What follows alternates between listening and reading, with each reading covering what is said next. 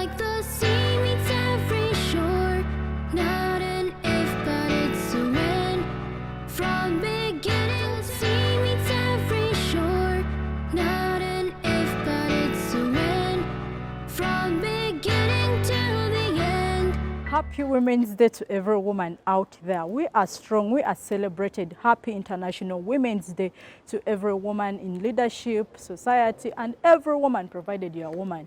If we are celebrated, why not give a hand to each other? And I'm here to remind you that you're on the life I live, and I, for one, I celebrate every woman, either in politics, in churches, and different societies. I'll continue to celebrate you. Welcome to the life I live. Today I've just decided to work in town where I've visited an organization that deals with person with disability. It's AD, and it has a woman who is going to take me through women with disability.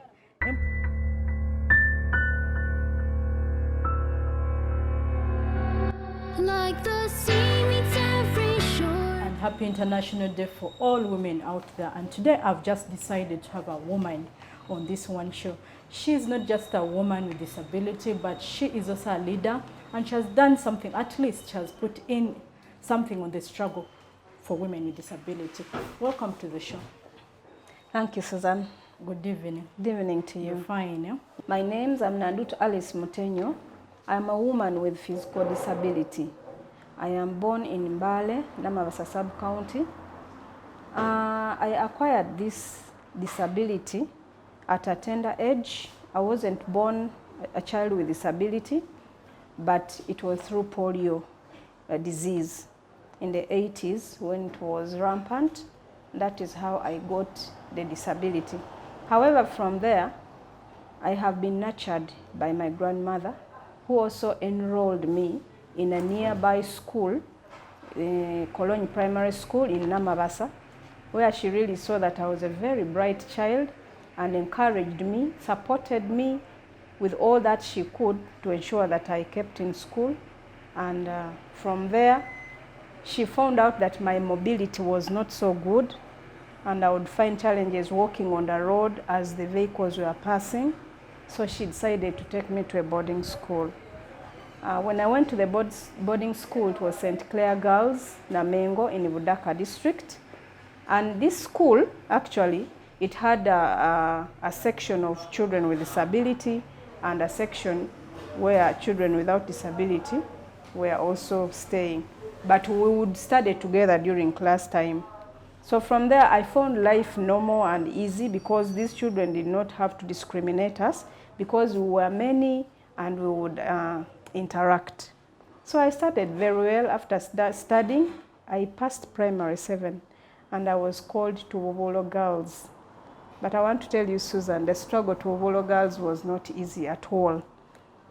When I reached there, I had paid all the school fees and all the requirements. But reaching the dormitory where I was allocated, those children, the girls rejected me, you see? Okay, let's look at a situation. Did the school accommodate you knowing you have a physical disability, or they didn't know? No, they didn't know because they had not seen me before. They saw a child who had performed very well and they admitted me. But when I reached there, the administration gave me a place, and there was a house that was specifically for girls with disability where you are attached because it was self-contained and it was accessible. But when I reached there, the girls refused me. They said, no, we don't want those people. Those people are dirty, they smell. You know, they didn't like me at all. And this broke my heart, you know. I really felt like I should go back home. But now I imagined, where could I go right now after having paid all the school fees and everything? So it is the administration that came in, and I really cried. Now I imagined, how was I going to stay here for 4 years with children not liking me? But my grandmother, actually I saw her shedding tears. When she saw me crying, she also shed tears. So when I saw her shedding tears, I was so much broken. I said, now a woman who has been strong for me, if she can cry, it means now the world is crumbling. But again, she told me, you know what? You're not going anywhere. You're staying here and you're going to study. So Okay, before we go further, in this situation, where was mom and dad? Because I've not had her from the start. Mom, dad, I've just had grandmother, and I think today being International Day for Women, I will celebrate her. Let's first look at mom and dad. Where were they? My parents were in Entebbe, and actually a lot had happened. You know, most of us children with disability, we are always discriminated by parents, you know. They always tend to think that for them they cannot manage such a situation of a child with disability. So they had to take you back to grandmother. And so it is grandmother who had to take me on when she saw that I'm not being enrolled in school while my young siblings are going to school and me, I'm not going. So she decided to take me. Being a woman who had gone to a college of teaching, she knew the value of education. So she had to take me.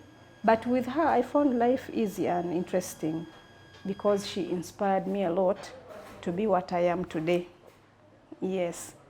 Everyone needs that one person who believes Exactly. in them. Exactly. Says you can take it from here. And she's the one person that has really kept pushing me to She's reach. still there up to now. And she's there. She's now 8 years. And I celebrate her. She's worthy the celebration. Okay, let's look at still life at school after Olive. Where did life take us? After O-level, I went to Nagumali High. And from there, I passed and went to the Law Development Center. Actually, I really wanted to become a lawyer because I saw the kind of life that persons with disability were going through. So I really wanted to be a judge so that I could sentence everybody who was violating the rights of persons with disability. But after finishing my diploma in law, my dad would pay my fees. Though I did not stay with him, but he would time and again give me support. And I salute him wherever he is, my dad. So he didn't have money, he had lost the job. So I could not continue with my degree, which I wanted to pursue. So it's from there that I was given a scholarship to go to Kampala International University. And I decided to change the course to information technology. So I did IT 3 years. But while there, I found again life quite difficult. The library is up. You're supposed to go and make research, do your courseworks, but the place is inaccessible. So I had to advocate. I found one student who was outgoing as our minister. So I contested to be the minister for disability. And trust me, after the 3 years, while I was leaving, I had left when the whole place is accessible. When you have a disability, you have a right to sign for a book. They bring it for you. You go to your dormitory, you read, you research, and return it back. And the restrooms were also made special for persons with disability.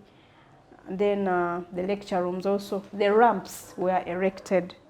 So I saw a great job done in that university.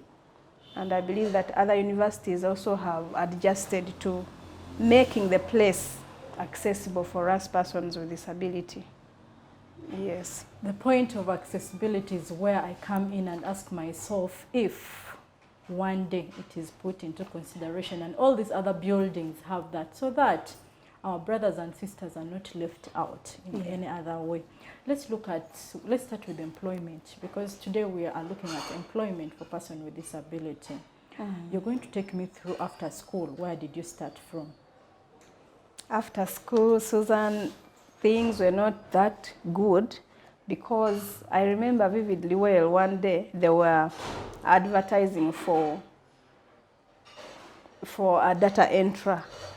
And then I said, quickly, I've done IT, let me try to apply. So when I took the application, physically I had to reach there. And then they told me, no, you're mistaken. You're in the wrong place. We are not advertising for any job, you know, when actually they were advertising for a job. So it is quite hard for a person with disability to get a job after school. Remember, they have put a lot in you. They have encouraged us to go to school, but when it comes to employment, it is a very, very hard moment for us to secure a job, and a good one at that. Yes. So I went to Mbale and I joined the union, Mbale District Union of Persons with Disability. That's where I first got my job of 100,000. And at that time, everyone was wondering, was I going to manage to do that kind of job? Because it was a field promoter, a field agent. You go out, you sensitize, mobilize groups, train them. And so they said, given my disability, I could not. But I told them, no, just give me a chance. I will show you that I am able to. So I worked for 2 years as a field agent in a project called We Can Manage Savings and Credit Scheme, where I would mobilize and form groups, train them into savings and credit, help them to get loans, recover those loans, make reports, and then collect data. So I was able to do all that, and at the end of the 2 years, the project ended. So as the project was ending, they were advertising at Uganda National Action on Physical Disability, that is UNAPID, and I applied as a project assistant in capacity building and sustainable development. So luckily enough, I sat for the interviews and went through. I worked for 4 years as a project assistant in Mbale district still. Here we were able to mobilize children to go to school, mobilize those parents who have neglected their children, to support them, to love and accept them, and then give the necessary support while they are going to school. So I was in that area of sensitization, lobbying, and advocacy. For 4 years, I saw so many children. Actually, up to now, they will call me and say, they call me teacher. I have finished P7, I have finished Senior 4. There is one who finished Senior 4, and I advised her to go for a course, but she said she would like to go for HSC. So I really saw that the work we did Isn't for you. exactly, yes. So from there, I still joined back the union as the admin and finance in inclusion works. From there, that's where I came. That's when now I joined ADD, Action on Disability and Development, where I am right now as the admin and logistics officer. That's for better Uganda and for better everyone living in Uganda. Okay, the unemployment rate for persons with disabilities is at 26%.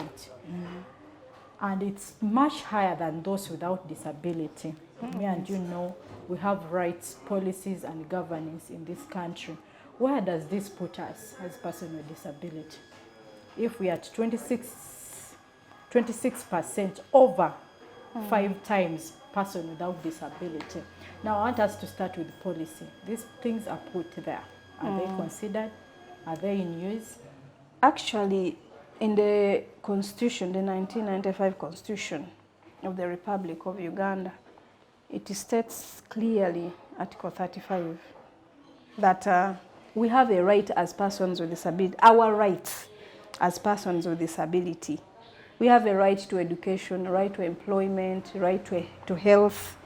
So, but in most cases, these rights are not respected, and the policies are not put in place. To me, I think that why they're not put in place, because there are no penalties, you know? Yeah, if you say that we should employ persons with disability, but I have come, I want a job, and you're denying me on the basis that I have a disability, then you are supposed to be given a penalty. Why? Because I have a right. You should test me and see if I am able and capable. You have put all the rules, all the requirements, and I have met all of them. Why deny me the chance? So the penalties sometimes should be put, or even constant sensitization to the public, that whoever comes to speak of something, they should always slot in the rights of persons with disability. Just like when they're advertising, they say persons with disabilities are encouraged to apply. You see, for me, if I have a disability, I am encouraged. I will say, okay, they have also considered us. So even employment, they should also say, we are employing persons with disability, encouraged to be employed. They should tell the employers. Okay, I for one have had several interviews and I've talked to different employers, and I want to know, this is the answer I always get from some of them that I wouldn't mention in this show. They will say, if I'm to hire Alice, I need to hire an assistant for her. Yes. I want to know, according to you, why do you think these people don't want to hire a person with disabilities? Okay, there are so many factors that prompt them not to. First of all, the employers look at us as being very expensive, like you said. We will need a lot of things to ensure that we perform to our best. But for example, if you're employing me and I need a wheelchair, can't a company afford a wheelchair? There are so many wheelchairs that have different prices. You can afford a wheelchair. Okay, let me know And something. then a ramp. Alice, a minute. If I'm to give you a job, I am supposed to give you a wheelchair. Is that right? Or you're supposed to come with your wheelchair? No, that wheelchair is supposed to be put there as a reasonable accommodation for the So you person can with also have disability. yours and leave it at the parking, then mine starts from there. No, you put it there at the station. When I come, I use it. Yeah, I use it, and So this might be the it's reason just, why. Susan, take an example. You have come to work and there are no chairs. Should you carry your chair from home? So that's a reasonable accommodation. Should you come to work and there are no stationaries? How will you work? Even a person with disability, there are some things that are put in place to enable them perform, to enable us to perform to our expectations. So I gave you an example of a wheelchair, but there is a person with disability who will not need a wheelchair, will need just a ramp. If they are able to put stairs for you to climb, why not also put a ramp for me who is using crutches to roll on comfortably or with a wheelchair? Because even it doesn't take a lot of money, but you'll find some people saying, you know, it needs a ramp, but a ramp doesn't need a lot of money. So for me, I think that employers only just take us for granted, that they don't want us to work. And because sometimes it's the reaction of people, the community. So the person thinks, how will I hire this person with disability? Maybe if I hire this person, he'll be chasing away my clients, you know. But times are changing, that when you employ a person with disability, you're showing a good gesture to the community, to the society, yes. So reaction of some employers, they think that people will not come. For example, if it's a restaurant, you hire a person with disability, you'll be chasing away the clients. Some people think that we are misfortune. When you hire us, your business may not what? Go on well. Go on. And then the incentives, like I told you, to ensure that we work comfortably.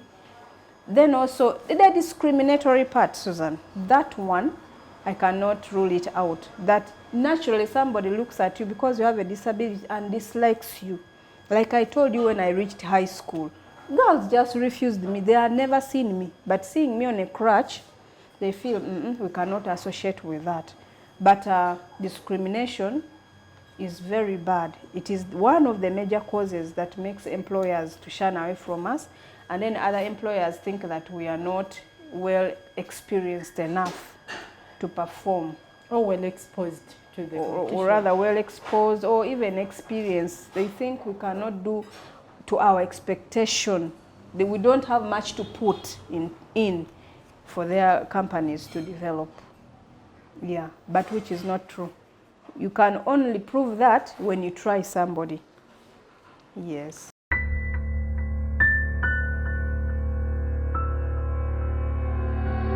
Like the sea meets every shore. Getting today is an international day for women, and I will celebrate every woman out there. Provided you're a woman, I'll salute you, I'll celebrate you, I'll crown you if it calls for. And if you want a hand and I feel I can, I promise myself I'll do that. And I promise I will respect every woman. You're still on The Life I Live, and you're going to look at challenges faced by women with disability. Maybe one day, one time, we shall sit and say we discussed about this and what was put into consideration. And let's look at challenges. Thank you, Susan. Generally, women with disability suffer a lot of challenges worldwide, and particularly in Uganda here, we face our own challenges as women with disability. First of all, women suffer, they lack full participation in society.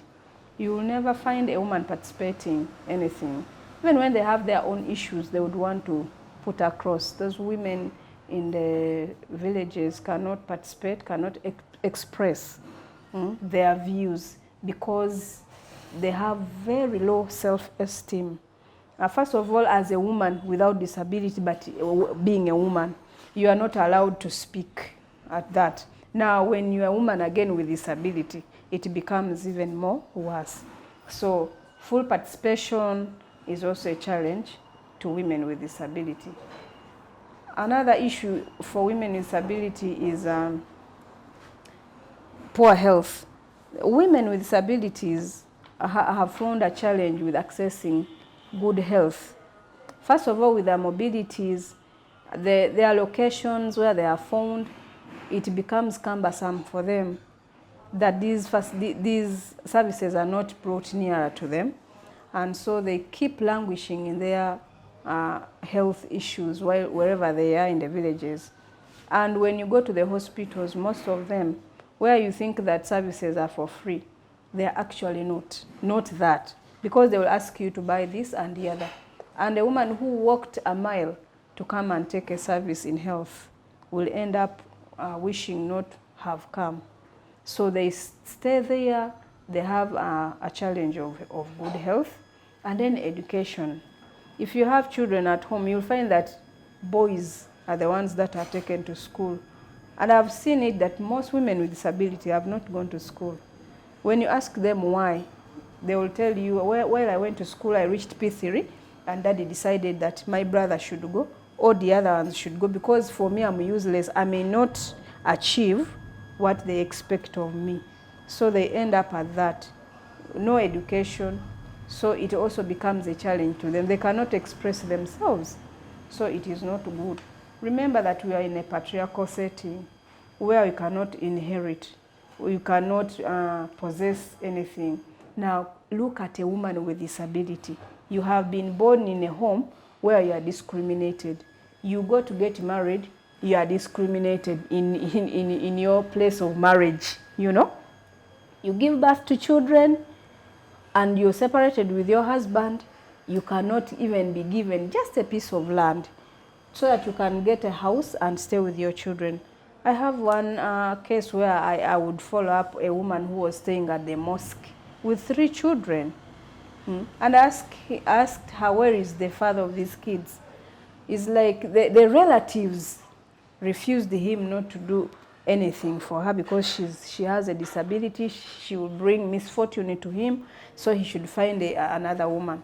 But how about the children? So that challenge of possession of property, ownership of property, is also a big challenge to women with disability. If women without disability are suffering, then for us it is twofold. It is bad. It is not good at all.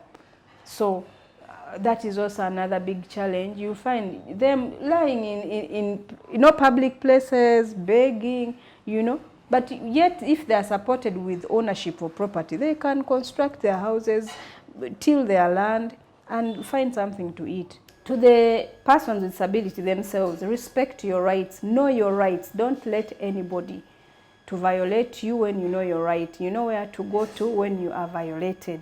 Don't be intimidated. Don't fear. Remember, a woman who is strong does not have attitude. They do not have attitude. They only have standards and boundaries. So you have to know your boundaries and set your standard so that your life will be a decent life that will be admired by everyone. Sometimes the community takes us for granted for the way we take ourselves. But take yourself in a respectful way and the rest of the people will love and accept you. I also want to congratulate my grandmother Susan, Mrs. Alice Walimbwa in Namabasa, Mbale district. She's a genius woman. She was an inclusive parent who didn't know what disability is, but supported a child like me to be what I am today. To leaders in organizations with persons with disability, thank you for giving these women a hand. At least lately, women with disability are not subjected to beggars. Some of them dress, actually lately they dress better than those days. If you look at the future today, women have the right to do some things. Today women drive. I've seen women with disability on front line. Some are ministers. We need to celebrate these women. I'm going to celebrate you today. I'm celebrating the minister. I am celebrating you because you've done enough. And I'm celebrating each woman who says we can do it as women. That one strong word makes me wake up every morning and go to work, knowing that a group of women who say, as women, we are strong. As women, the moment the first word comes, women, we can do it. And here I believe I can, you can, we can. The life I live, the life I live.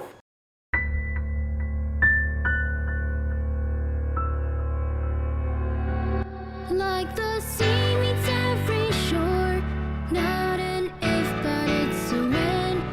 From beginning.